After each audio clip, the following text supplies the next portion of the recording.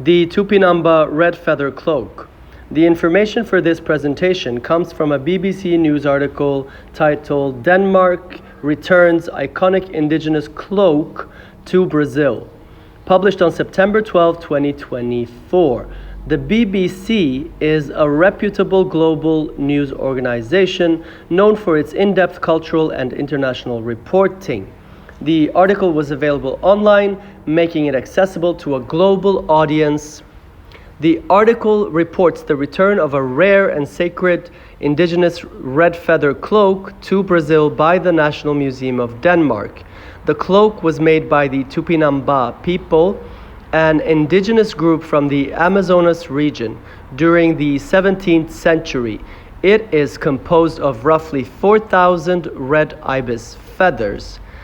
The cloak had been held in Europe since the colonial era and is one of only 11 known examples. Its return to Brazil marks a significant moment in cultural justice and post-colonial reconciliation, and highlights growing global efforts to return stolen or appropriated artifacts.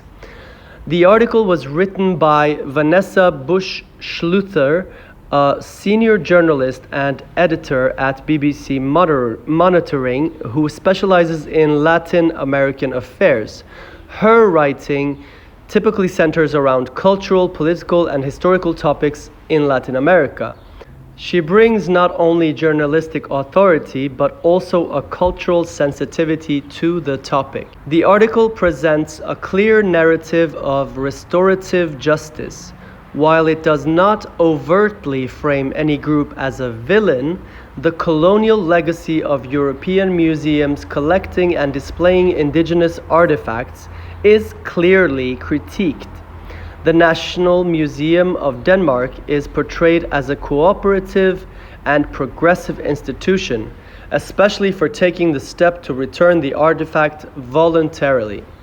Brazil, particularly its indigenous and museum communities, are depicted as claiming their past with dignity.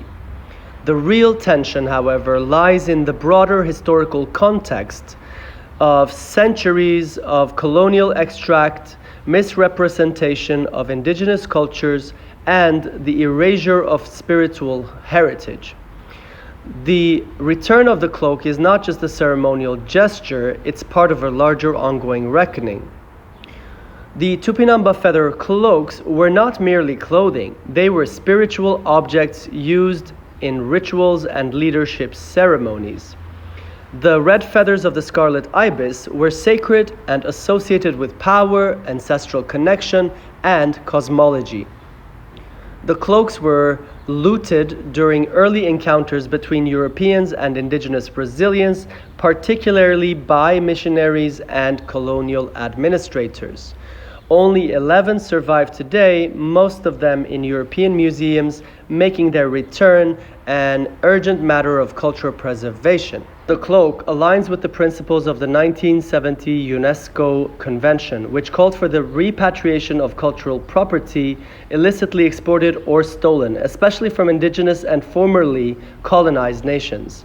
Although Denmark is not legally bound to return items collected before 1970, its voluntary return sets an ethical precedent and encourages other institutions to follow suit.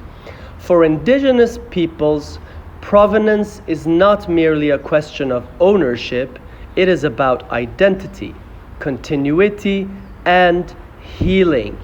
For the Tupinambá, the cloak is not a relic, but a living example, a living symbol of their cosmology and history. Reclaiming such artifacts means restoring spiritual connections which were lost through colonization.